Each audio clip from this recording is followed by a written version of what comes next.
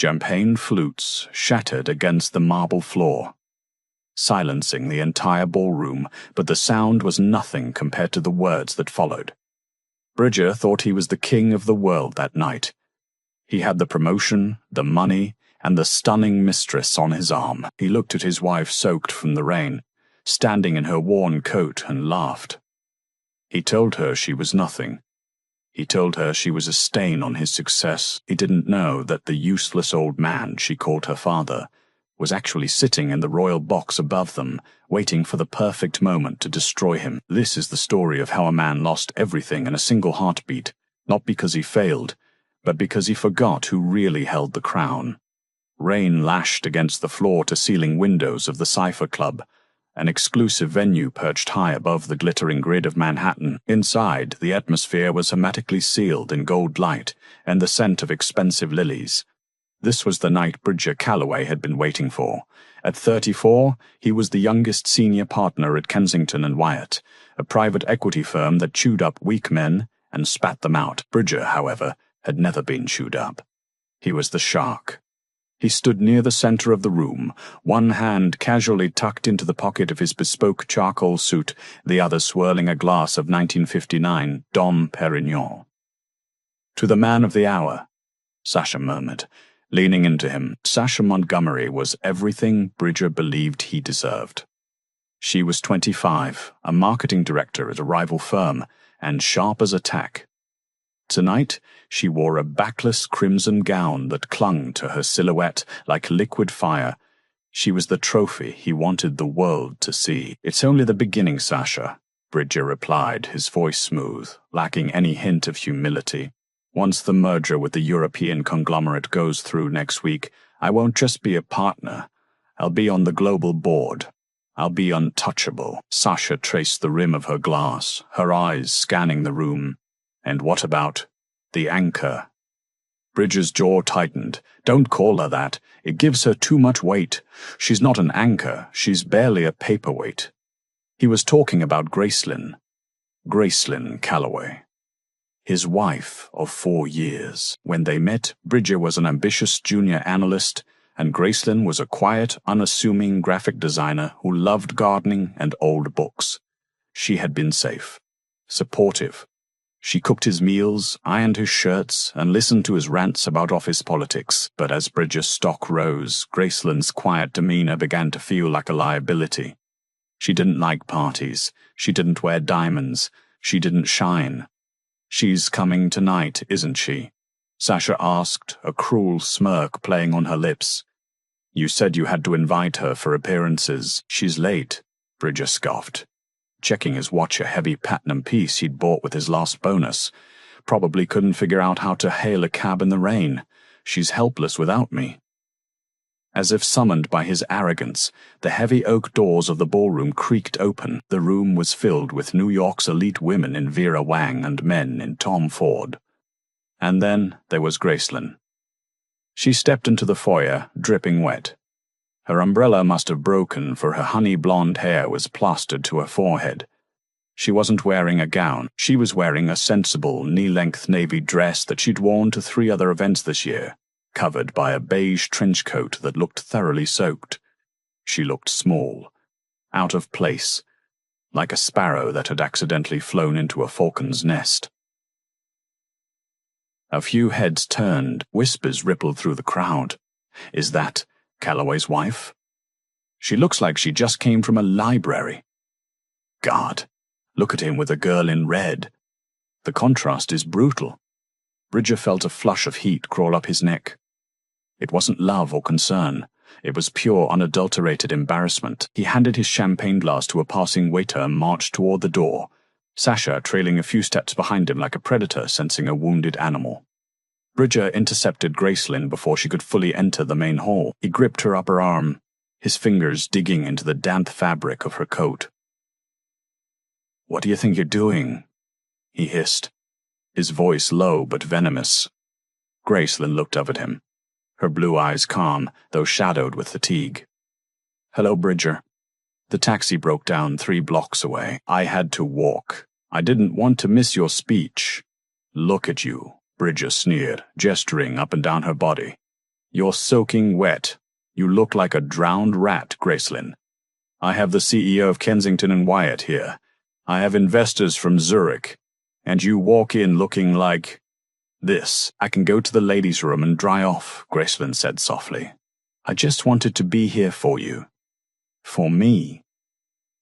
Bridger laughed, a harsh barking sound. "If you were for me, you'd know how to dress. You'd know how to act. You'd know how to dress. You'd know how to act. You'd be more like—" He paused, gesturing behind him. Sasha stepped forward, radiating perfection. She looked at Gracelyn with mock pity. "Oh, you poor thing. Do you want my coat check ticket? Maybe they have a spare towel in the kitchen." Gracelyn's gaze shifted to Sasha. There was no anger in her eyes, only a deep, unsettling disappointment. "Hello, Sasha. I see you're wearing the earrings Bridger bought last month. The ones on the company credit card statement listed as client gifts." Sasha's smile faltered for a second, but Bridger stepped between them, shielding his mistress. "Don't you dare," Bridger snapped. "Don't you dare stand there in your cheap department store dress and judge me. I built this life, Gracelyn. I pay for the apartment, the food, the charity donations you love so much. I carry you. And tonight of all nights, you embarrass me." "I embarrass you?" Gracelyn asked, her voice steady. "By existing? Or by not being shiny enough to distract them from your lack of integrity?" Bridger's face went purple. He leaned in close, his breath smelling of alcohol and aggression. "Go home, Gracelyn. Get out. I don't want you here. In fact, when I come home tonight, I don't want you in the master bedroom either. Sleep in the guest room. It's where you belong. You're a guest in my life, and I'm tired of hosting you." The music in the ballroom seemed to swell, drowning out the ambient noise, but the silence between them was deafening. Gracelyn looked at him for a long moment. She didn't cry. She didn't scream. She simply adjusted her wet coat. "Are you sure, Bridger?" she asked. "This is a big night. There are people here you haven't met yet. People watching.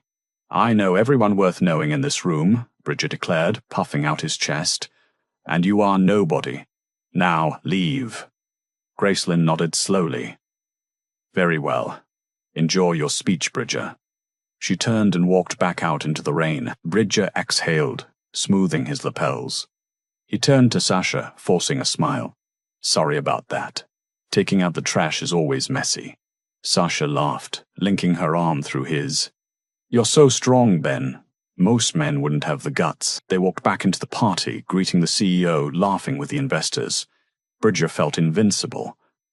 He had no idea that the nobody he had just kicked out had pulled out a phone the moment she stepped onto the sidewalk. She dialed a number with a country code that belonged to a small, wealthy principality in Europe.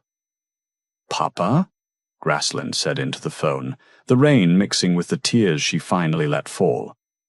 "You were right. He's not the one. You can proceed with the acquisition." 3 days after the gala at the Cypher Club, the atmosphere in the Calloway penthouse was toxic. Bridger had barely spoken to Gracelyn since the party. He had spent the last 2 nights working late, a euphemism that fooled no one. Certainly not Gracelyn. She knew he was at the Four Seasons with Sasha. On Wednesday evening, Bridger came home early. This was unusual. Usually he waited until he was sure Gracelyn was asleep to avoid confrontation. Gracelyn was sitting in the living room, reading a leather-bound book. The room was expansive, decorated in cold greys and blacks that Bridger favored. It felt more like a hotel lobby than a home. Bridger walked in, carrying a leather briefcase. He didn't say hello. He walked straight to the coffee table and slammed a thick manila envelope onto the polished mahogany. The sound echoed like a gunshot. Gracelyn closed her book gently. "Hello, Bridger. How was work?" "Cut the act, Grace," Bridger said, loosening his tie and throwing it onto the sofa. "We're done. I can't do this anymore. I can't drag dead weight up the mountain with me." Gracelyn looked at the envelope. "Divorce papers? Prepared by the best lawyers in the city," Bridger said, walking over to the wet bar to pour himself a scotch. "I'm being generous. You get a lump sum, enough to rent a nice little apartment in Queens or wherever people like you live. Maybe you can go back to that tiny village in France where I found you." Gracelyn had met Bridger while she was studying art in Europe. He had been backpacking before business school, and she had been living a quiet life in the countryside of Valoria. He assumed she was a farmer's daughter. She had never corrected him. "You want me to leave the apartment?" Gracelyn asked. "It's my apartment," Bridger corrected. "My name is on the deed. My salary pays the mortgage. You have 48 hours to pack your things. Sasha is moving in on Friday." Gracelyn raised an eyebrow. "Friday?" Gracelyn raised an eyebrow. "That's fast. Does she know about the plumbing issues in the master bath, or that the board has to approve all new tenants?" "Sasha is a professional," Bridger snapped. "She fits in this world. The board will love her. Unlike you, she knows how to network. She doesn't sit in corners reading books about... What is that? Medieval botany?"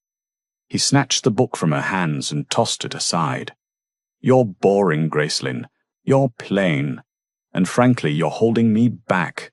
The global merger is happening this weekend. The royal delegation from Valoria is arriving to sign the deal with Kensington and Wyatt. I need a wife who can charm a Grand Duke, not one who looks like she milks cows."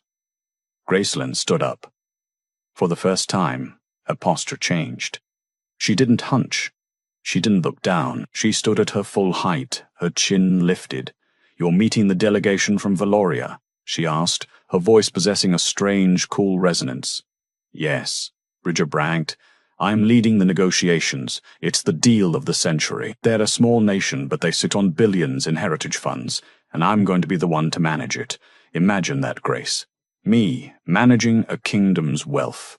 And what if they don't like you?" Gracelyn asked. Bridger laughed. "Why wouldn't they? I'm charming, successful, and American. They need us. Their head of state, what's his name? Duke Henry? He's just some old figurehead, probably barely speaks English. I'll run circles around him." Gracelyn walked over to the table and picked up the envelope. She didn't open it. She just held it. "You called my father a nobody farmer once," Gracelyn said quietly. "Because he is." Bridger exclaimed, exasperated. "I met the man, Grace. He was wearing muddy boots and pruning roses when I came to pick you up that summer. He barely looked at me. He was pruning roses because he enjoys it, Bridger. Not because he has to. Whatever. Just sign the papers." Bridger downed his drink. "I want this clean. No fighting. If you contest it, I'll make sure you get nothing. I have friends in every court in this city." Gracelyn looked at him. Really looked at him, as if she were memorizing a tragedy. "I won't fight you, Bridger," she said. Bridger blinked, surprised by her surrender. "Oh. Well, good. That's smart of you. I'll sign," she continued. "And I'll be gone by tomorrow morning, but I want you to remember this moment. I want you to remember that I gave you every chance to be kind. I gave you every chance to be a husband. Save the drama." Bridger waved his hand. "Just sign." Gracelyn pulled a pen from her pocket, a silver fountain pen with a crest engraved on the cap. Bridger had never noticed the crest before. She signed the papers with a flourish, her signature elegant and sharp. "Done," she said, dropping the pen on the papers. "I'll pack my clothes. You can keep the furniture. You can keep the apartment. You can keep Sasha. You can keep the apartment. You can keep Sasha." She walked toward the bedroom, then paused at the doorway. "Oh, and Bridger?" "What?" he grunted, already reaching for his phone to text Sasha the good news. "Good luck with the Valorian delegation on Saturday. I hear the Grand Duke is very protective of his family." Bridger rolled his eyes. "I think I can handle a senile old man. Goodbye, Gracelyn." He didn't watch her leave. If he had, he might have noticed that she didn't pack her clothes into cardboard boxes. He might have noticed a black limousine idling downstairs, the driver waiting with an umbrella. He might have noticed that the driver bowed when Gracelyn exited the building. But Bridger Calloway was too busy celebrating his freedom. He poured another drink, looked out at the city lights, and toasted himself. To the top. he whispered. He had no idea that he was standing on a trapdoor and the lever had just been pulled. Saturday arrived, with a sky the color of bruised iron. The air in Manhattan was thick, charged with the electricity of an impending storm, mirroring the atmosphere inside the gilded halls of the Vanderbilt Plaza Hotel, where the global merger gala was to be held. Bridger stood in front of the full-length mirror in the hotel's presidential suite room the firm had booked for him to impress the delegates. He adjusted his silk tie, a deep crimson that matched the blood rush of adrenaline in his veins. He wore a custom Brioni suit, costing more than his father's car. And on his wrist sat the Patek Philippe he had bought to celebrate the divorce. "You look like a king," Sasha purred from the bed. She was surrounded by a sea of tissue paper and designer shopping bags. Bridger turned to her. Sasha was beautiful, undeniably. But today, her beauty felt sharp, predatory. She had chosen a dress of sheer gold mesh that left little to the imagination. It was stunning for a nightclub in Miami, perhaps. But for a diplomatic trade summit with conservative European royals, it skirted the edge of vulgarity. "Are you sure about the dress?" Bridger asked, frowning slightly. "The Valorian delegation is old-fashioned." Sasha rolled her eyes, standing up and smoothing the fabric over her hips. "Bridger, stop worrying. They're European, not nuns. Besides, I'm the future Mrs. Calloway. I need to make a statement. Graceland would have worn a sack. Do you want a sack?" "No," Bridger said quickly. "You're right, you look perfect." He checked his phone. No messages from Graceland. Not that he expected any. Her lawyer had sent over the countersigned divorce papers yesterday morning. It was done. She was gone. He was gone. He was free. "Let's go," Bridger said. "The CEO, Arthur Pendleton, is already downstairs. I need to brief him on how to handle the Duke." Dot. The grand ballroom of the Vanderbilt was transformed. Security was tighter than a G7 summit. Men with earpieces and grim expressions lined the perimeter. The guest list was a catalogue of the Fortune 500. As Bridger and Sasha entered, flashbulbs popped. Bridger waved, flashing his practiced winning smile. Sasha clung to his arm, basking in the attention, posing for cameras that were mostly interested in the man she was with. Arthur Pendleton, the CEO of Kensington and Wyatt, intercepted them near the ice sculpture. Arthur was a heavy-set man with a face like a bulldog and a temperament to match. "Calloway," Arthur grunted, eyeing Sasha's dress with a flicker of disapproval before dismissing it. "You're late. The Valorian advance team is already here. They're stone-faced. I tried to crack a joke about the weather, and they looked at me like I'd insulted their ancestors." "Don't worry, Arthur," Bridger said smoothly, picking up a glass of scotch. "I have a rapport with the family. I spent a summer in Valoria years ago. I know the culture." "You better," Arthur warned. "This deal is worth $40 billion. If we secure the management rights to the Valorian Sovereign Fund, our stock triples overnight. If we blow it, we're done. The board is watching. We won't blow it," Bridger assured him. Just then, the music stopped. A hush fell over the room. The heavy double doors at the far end of the ballroom swung open. A herald, actually a herald with a staff, stepped forward. It seemed theatrical, almost ridiculous in modern New York, but the silence in the room commanded respect. "Presenting the delegation of the Principality of Valoria," the herald announced. A phalanx of men in sharp dark suits entered first. They moved with military precision. Then came the advisors, carrying briefcases handcuffed to their wrists. And finally, the Grand Duke. Bridger squinted. He remembered the man he had met 4 years ago in the garden of that small cottage in Valoria. He remembered a man in muddy, oversized overalls, a sun hat, and hands stained with soil. He remembered thinking the man was simple, perhaps a little slow, obsessing over his hydrangeas. The man walking into the ballroom was not simple. Grand Duke Henri was tall, with silver hair swept back from a forehead that looked like it was carved from granite. He wore a tuxedo that fit so perfectly it seemed woven onto his skin, and across his chest hung a sash of royal purple with a single, massive star-shaped medal. His eyes, cold and grey, scanned the room with the terrifying intelligence of a predator assessing a herd. "That's him?" Sasha whispered, unimpressed. "He looks like a grandfather clock." "Shh," Bridger hissed. Arthur Pendleton nudged Bridger. "Go on. Work your magic." "Tcha," Bridger hissed. Arthur Pendleton nudged Bridger. "Go on. Work your magic." Bridger straightened his spine, plastered on his best smile, and stepped forward, dragging Sasha with him. He approached the center of the room where the Grand Duke had stopped. "Your Royal Highness," Bridger said, his voice projecting confidence. "Welcome to New York. It is an honor to host you." Grand Duke Henri turned slowly. His gaze landed on Bridger. There was no flicker of recognition, no warmth, just a blank, icy stare. "I am Bridger Calloway," Bridger continued, faltering slightly under the gaze. We met years ago in Valoria."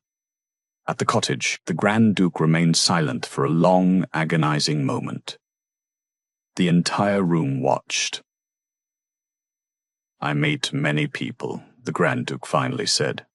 His voice was deep, accented, and dry as parchment. "I remember those who have honor. I remember those who do not." Bridger's smile froze, a ripple of uneasy laughter went through the crowd. "Of course," Bridger recovered quickly. "I understand, it was a brief meeting. But I am the lead negotiator for Kensington and Wyatt. I look forward to finalizing our partnership tonight." The Grand Duke looked at Sasha. He looked at her sheer dress, her heavy makeup, the way she clung to Bridger's arm. "Partnership," the Grand Duke repeated, tasting the word like it was sour wine. "We shall see. My daughter, the Keeper of the Seal, will be conducting the final assessment." "Your daughter?" Bridger blinked. "I wasn't aware the princess was involved in financial matters. I thought she... Well, I assumed she was more of a figurehead." "You assume much, Mr. Calloway," the Grand Duke said.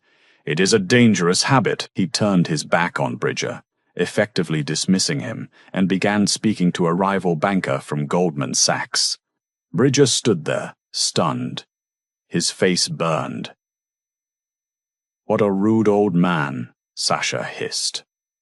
"Who does he think he is?" "Shut up," Bridger snapped, pulling her away. "He's testing me, that's all. It's a power play. He wants to see if I crack." "Well, don't crack," Arthur Pendleton whispered, appearing at Bridger's elbow. "But I have to tell you, Calloway, he didn't look happy to see you. And who is this Keeper of the Seal?" "Our intel said the Duke makes all the decisions." "I don't know," Bridger admitted, sweat prickling his hairline.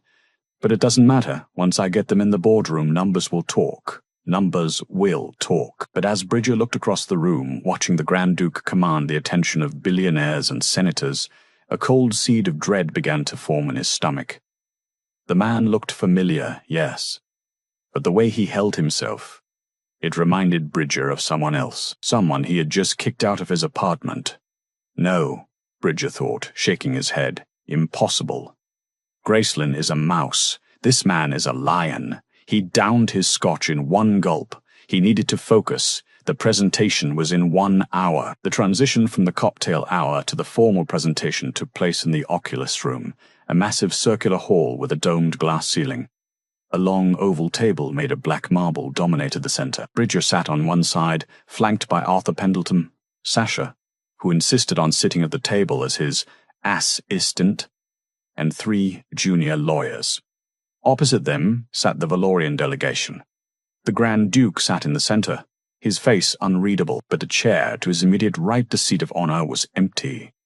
"Gentlemen," Bridger began, standing up and pressing a button to dim the lights.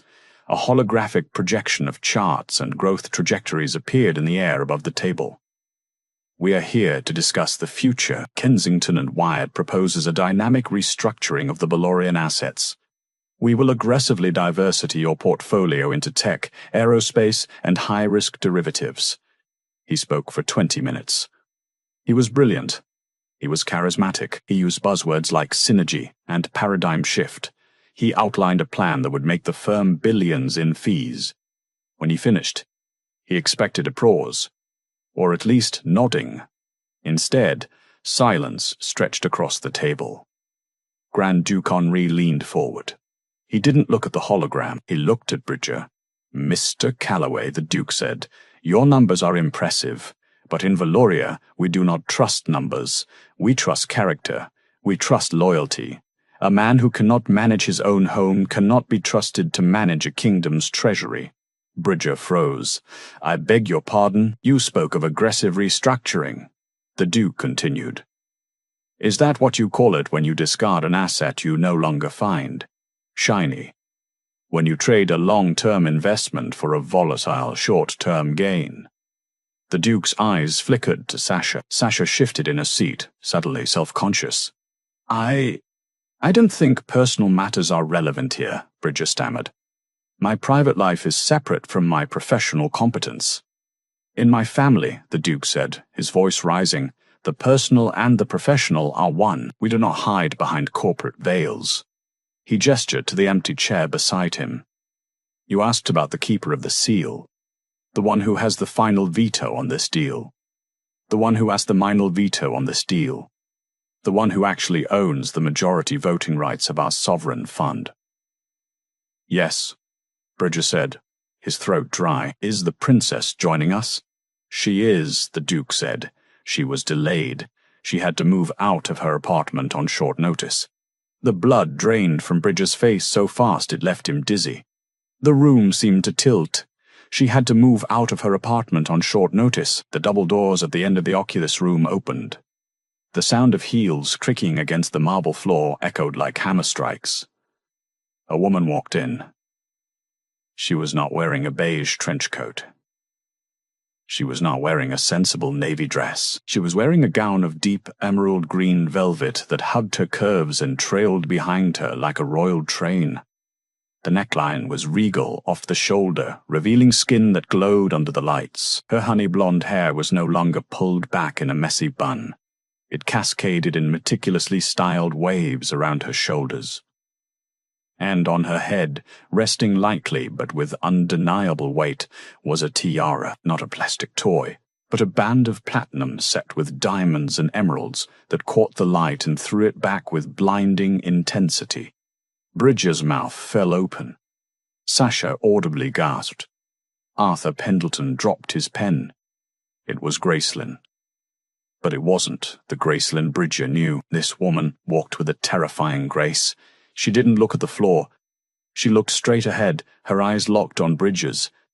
She reached the table. A Valorian guard pulled out the empty chair. She sat down, her movements fluid and precise. "I apologize for the delay, Papa," Gracelyn said, her voice clear and resonant. She turned to the gaping men across the table. "Gentlemen, thank you for waiting." "Gracelyn," Bridger whispered, his voice cracking. "What? What is this? Is this a joke?" "Mr. Calloway," Gracelyn said coolly. "Mr. Calloway," Gracelyn said coolly, "please address me by my proper title in this setting. I am Princess Gracelyn Valois of Valoria, Duchess of Brabant, and chairwoman of the Valorian Sovereign Trust." "Princess," Sasha shrieked. "You? But you cook pot roast. You dig in the dirt." Gracelyn turned her gaze to Sasha. It was a look of such profound pity that it silenced the mistress instantly. "I cook because I enjoy nurturing," Gracelyn said. "I garden because I appreciate growth. These are concepts you might struggle to understand, Miss Montgomery. As for my title, I chose to live simply in New York. I wanted to be loved for who I was, not for what I owned. I wanted to see if a man could love Gracelyn the woman, not Gracelyn the princess." She turned back to Bridger. Her eyes hardened. "I got my answer 3 days ago. When you threw my divorce papers on the table." Bridger stood up, his hands shaking. Gracelyn, wait. You have to understand. I didn't know. If I had known. If you had known I was royalty, you would have stayed." Gracelyn finished for him. "That is exactly the point, Bridger. You failed the test. You treated your wife like a burden because you thought she had no power. You belittled me. You cheated on me. You cast me aside for a shinier toy. She picked up the leather-bound proposal Bridger had prepared. She didn't open it. She simply dropped it into the waste bin beside her chair. The deal is dead, she announced. Now wait a minute. Arthur Pendleton shouted, standing up. You can't do this. We have a contract. We have preliminary agreements. Signed by who? Grasselin asked calmly. My father, he has the power to negotiate, but I hold the seal. Without my signature, Valoria does not spend a single cent. She looked at Bridger. You wanted to manage a kingdom's wealth, Bridger. You couldn't even manage your own integrity. You called my father a useless old man. You called me a nobody. Well, this nobody just cancelled your $40 billion merger. Gracelyn, please, Bridger begged, sweating profusely now. We can talk about this. The divorce papers. I haven't filed them yet. We're still married. Technically, I'm the prince consort. The Grand Duke let out a short, sharp laugh. Oh no, Gracelyn smiled. A smile that didn't reach her eyes. You signed the papers, Bridger. You were very insistent. 48 hours to pack, you said. You wanted me gone. I am simply complying with your wishes. She signaled to the guards. This meeting is adjourned. Mr. Calloway, I believe security will escort you out. You are trespassing on a private diplomatic function. You can't do this to me, Bridger screamed, his composure shattering. I made you. I took you in when you were nothing. You took nothing in, Gracelyn corrected, and you lost everything.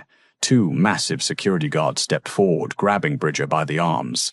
Get your hands off me, Bridger yelled, thrashing as they dragged him away from the table. Sasha scrambled to follow him, her high heels slipping on the marble, clutching her purse, looking like a terrified child. As the doors slammed shut on Bridger's screaming figure, the room fell silent. Arthur Pendleton looked at Gracelyn. He looked at the waste bin, where his billions had just been discarded. He looked at the empty chair where his star negotiator had sat. He slowly began to pack his briefcase. He knew with sinking certainty that Bridger Calloway wasn't just fired. He was destroyed. Gracelyn let out a long breath, her shoulders relaxing slightly. She looked at her father. That was harder than I thought, she admitted softly. The hardest steel is forged in the hottest fire, the Grand Duke said, placing a hand on hers. Now, the real work begins. We must find a partner who deserves us. But for Bridger, the nightmare was just starting. Because as he was thrown out onto the wet pavement of Fifth Avenue, he realized that his phone was buzzing. It was a notification from the company server, account access, denied, email access, denied, and then a text from Arthur Pendleton. Don't bother coming in Monday. And get a lawyer. A good one. The rain had returned to Manhattan, a grey, relentless drizzle that seemed to wash away the glamour of the city, leaving only grit. Bridger Calloway stood on the sidewalk outside his apartment building, the same building he had walked into like a god just 3 days ago. He was soaked, but not because he had forgotten an umbrella. He was soaked because the doorman, a man named Henry whom Bridger had never bothered to tip in 4 years, refused to let him stand under the awning. I live here, Bridger shouted, slamming his hand against the glass door. Open the damn door, Henry. Henry looked through the glass, his face impassive. He pressed the intercom button. Mr. Pendleton called. Mr. Calloway. The apartment is company property. Since your employment was terminated for gross negligence and reputational damage, your tenancy is void effective immediately. Your personal effects have been boxed and left at the service entrance around the back. Service entrance? Bridger sputtered, his face turning red. My suits are in there! My watch collection! You can't do this! It's already done, sir. Please move along, or I'll have to call the police. Bridger kicked the door, hurting his toe, and stormed around to the alley. There, sitting in the mud next to a dumpster, were 4 cardboard boxes. They were wet. He ripped open the top box. His Bryony suits were jammed inside, wrinkled and possibly ruined. His watch case was missing. Sasha, he muttered. Sasha must have taken the watches. He pulled out his phone. His hands were shaking. He dialed Sasha's number. It went straight to voicemail. He dialed again. And again. Finally, on the 5th try, she answered. "Bridger, stop calling." Her voice was clipped icy. "Sasha, where are you?" "They locked me out. They fired me, Sasha. Can you believe it?" Arthur turned on me. "I need you to book us a room at the St. Regis. I need to regroup. I'm going to sue them for wrongful termination." There was a pause on the line. Then a sigh. "I'm not booking you a room, Bridger." "What? Why? Look, I know it's a setback, but I'm still me. I'm still the best deal maker in the city. We can." "You're radioactive, Ben." Sasha cut him off. Her voice wasn't cruel, just matter-of-fact, which hurt worse. "I was at the gala. I saw what happened. You didn't just lose a deal. You insulted a foreign head of state. You're blacklisted. No firm in New York, London, or Tokyo will touch you. So, we have each other," Bridger cried, sounding desperate even to his own ears. "You said you loved my ambition." "I loved your trajectory," Sasha corrected. "I loved where you were going. But now, you're going nowhere. And I have my own career to think about. If I'm seen with you, I go down too." "You mercenary witch," Bridger hissed. "After everything I bought you? The jewelry? The trips? Consider it payment for services rendered," Sasha said. "Oh, and by the way, I'm seeing someone else for dinner tonight. Someone who knows how to treat a princess, or at least, knows how to recognize one." "Who?" Bridger demanded. "Who is it?" "Arthur Pendleton," Sasha said. "He needs a new VP of marketing. And a date for the opera. Goodbye, Bridger." The line went dead.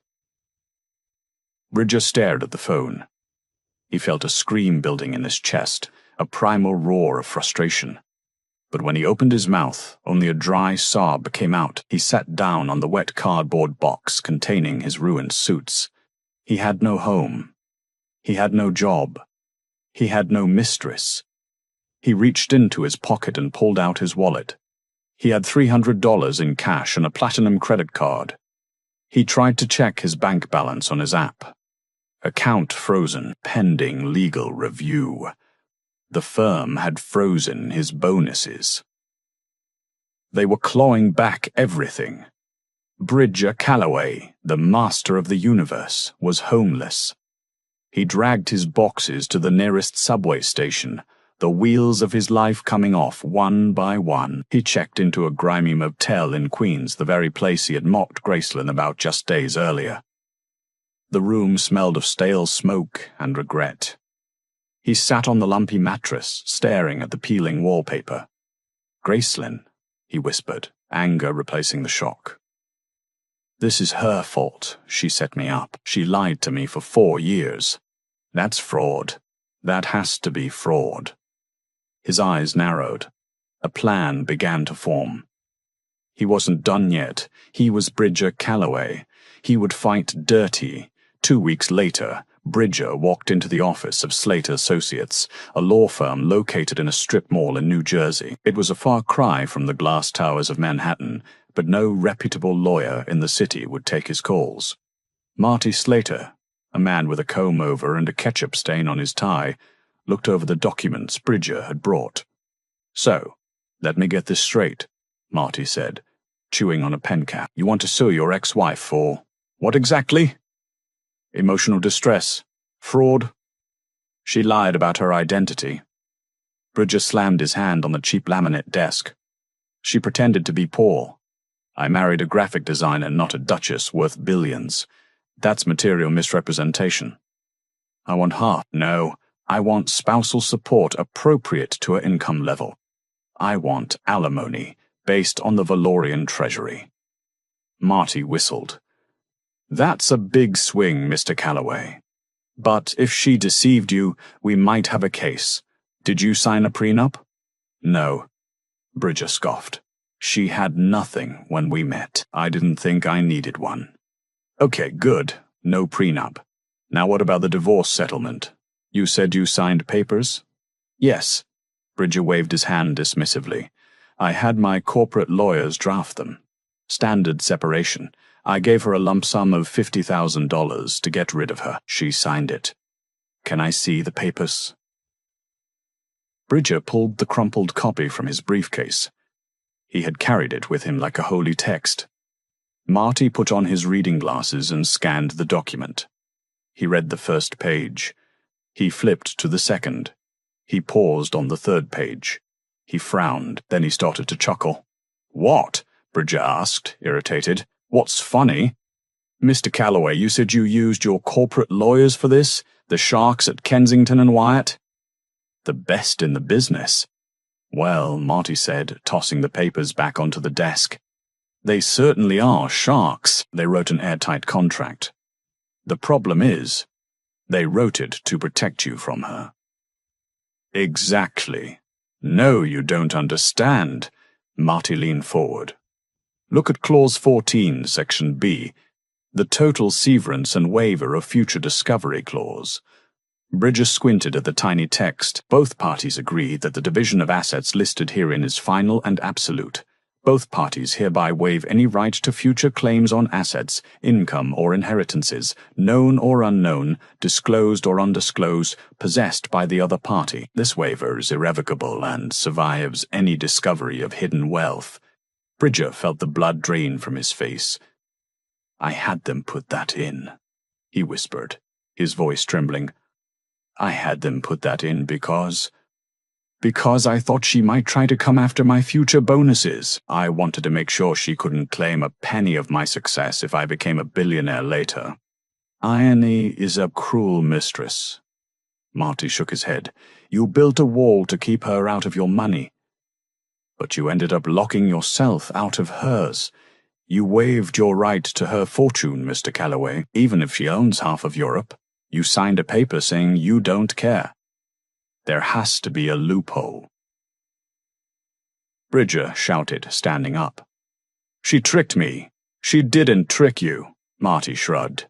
"She signed the paper you gave her. In a court of law, that's called a bad business decision. You played yourself." Bridger stumbled out of the office, dazed. The harsh sunlight of the New Jersey parking lot hurt his eyes. He walked to a nearby electronics store, where a wall of televisions was playing the midday news. He stopped, transfixed. On the center screen, there she was. Gracelyn. She was standing on a balcony of a palace in Valoria, overlooking a sea of cheering people. She wore a simple, elegant white dress, no diamonds, no flash. Next to her stood her father, the Grand Duke. The headline on the news ticker read, "Princess Gracelyn announces initerative for or integrity." The news anchor's voice floated out of the speakers. "In a stunning move, Princess Gracelyn of Valoria has announced a new global grant for ethical business practices. The grant, worth $40 billion funds previously earmarked for a merger with American firm Kensington and Wyatt, will now go to support small businesses owned by women and minorities." In her speech, the princess stated, "True wealth is not found in the accumulation of assets, but in the strength of one's character." The camera zoomed in on Gracelyn's face. She looked radiant, happy, free. A reporter in the crowd shouted a question. "Your Highness, what about your time in New York? Do you have any regrets about your marriage to financier Bridger Calloway?" Bridger pressed his face against the glass of the shop window, holding his breath. Gracelyn smiled, a small, mysterious smile. "I have no regrets," she said into the microphone. "My time in New York taught me a valuable lesson. It taught me the difference between a man who knows the price of everything and a man who knows the value of nothing. I am grateful for the clarity." She turned and walked back into the palace. Bridger stared at the black screen as the broadcast cut to a commercial. He looked at his reflection in the shop window. His suit was stained. His hair was messy. His eyes were wild. He looked like the nobody he had always feared becoming. He had held a diamond in his hand and thrown it away because he thought it was glass. His phone buzzed. It was a notification from his bank. Automatic payment failed. Motel 6. Insufficient funds. He had hit rock bottom, but the universe, it seemed, had one final twist in store for him. As he turned away from the window, a black sedan pulled up to the curb. The window rolled down. It wasn't Sasha. It wasn't Arthur. It was a man Bridger recognized from the photographs in the society pages. It was Julian Vane, a notorious corporate raider, a man known for buying distressed assets and stripping them for parts, a man far more ruthless than Bridger had ever been.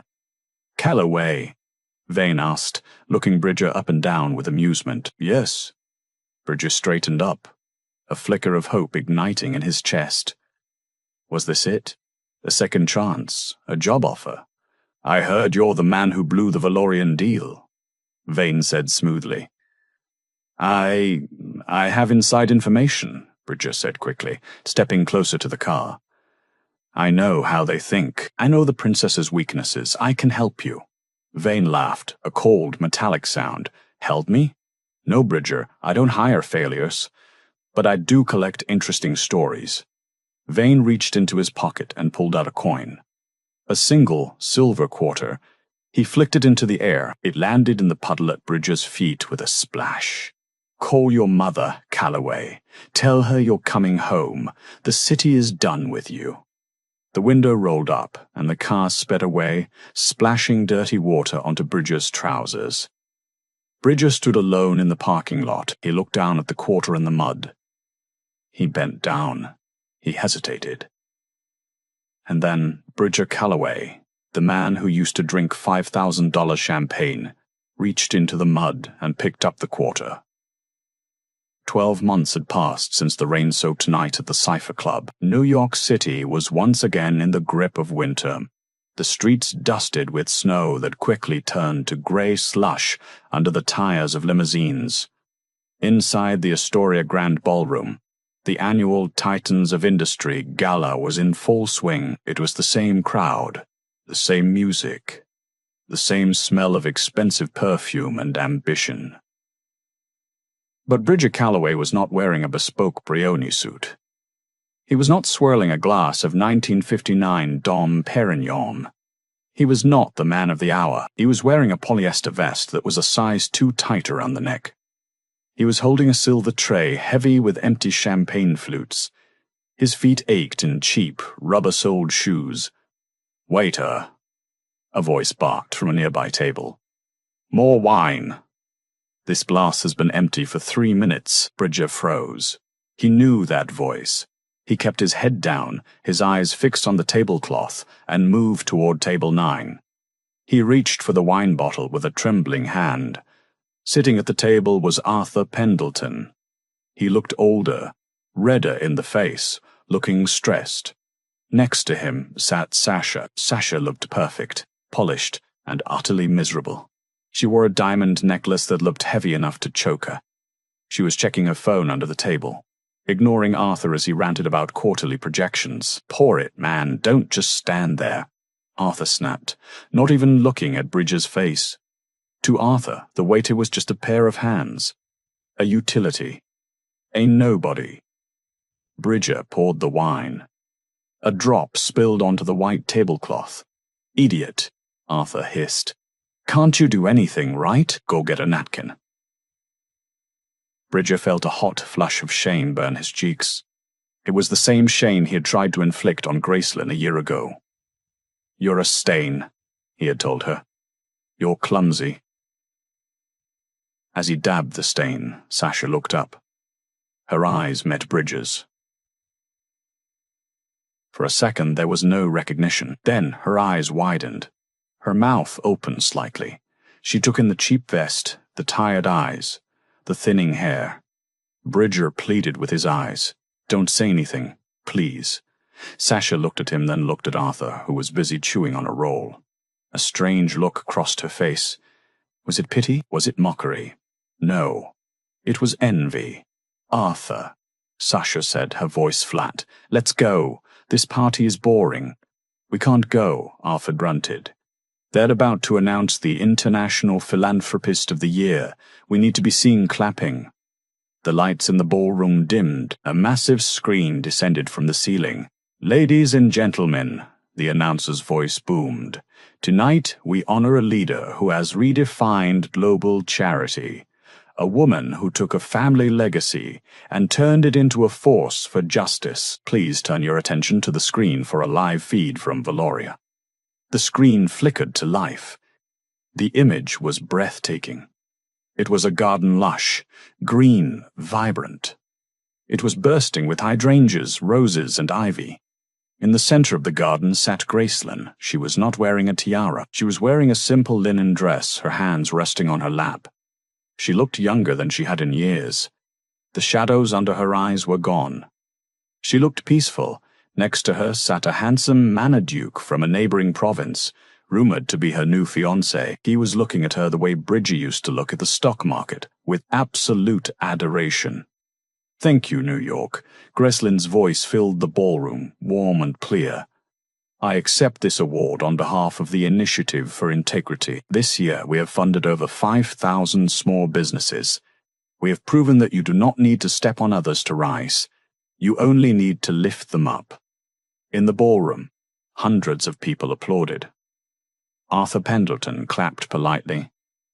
"She's something, isn't she?" Arthur muttered to Sasha. "I should have tried to merge with her firm when I had the chance. Calloway was a fool to let that fish go." "Yes," Sasha whispered, staring at the screen, at the genuine smile on Gracelyn's face, a smile Sasha knew she would never have. He was a fool. On the screen, the interviewer asked Gracelyn one final question. "Your Highness, you seem so happy. What is the secret to your transformation?" Gracelyn looked into the camera. For a moment, it felt like she was looking directly into the dark corner where Bridger stood, holding a tray of dirty glasses. "I stopped trying to impress people who didn't matter," Gracelyn said softly. "And I started valuing the people who did. I learned that a castle built on lies is just a prison. But a cottage built on truth, that is a kingdom." The screen faded to black. The lights came up. The applause was thunderous. Bridger Calloway stood in the shadows. A single tear rolled down his cheek, mixing with the sweat of a 12-hour shift. "Waiter!" Arthur yelled again, waving his empty glass. "Refill, now!" Bridger wiped his face with his sleeve. He straightened his back just a little. "Yes, sir," Bridger whispered. He stepped forward to serve the man who had taken his job, the woman who had taken his dignity, and the society that had forgotten his name. He was exactly where he belonged. And that is the tragic, yet satisfying end of Bridger Calloway. He spent his life chasing gold, only to realize too late that he held the real treasure in his hands and threw it away. He ended up serving the very people he tried so hard to impress, while Gracelyn found her happiness by simply being herself. It's a brutal reminder: be careful who you belittle on your way up, because you might just meet them on your way down. Or worse, you might end up serving them. What do you think? Did Bridger deserve his fate? Or was a lifetime of servitude too harsh? And what about Sasha? Did you catch that look of envy at the end? If you enjoyed this story of karma and royal justice, please smash that like button. It really helps the channel grow. Subscribe and hit the bell icon so you never miss a new story. I have a new drama coming next week about a billionaire who poses as a homeless man to find a wife, and you won't believe the twist. Thanks for watching. And remember, real power isn't about the crown you wear. It's about how you treat people when no one is watching. See you next time.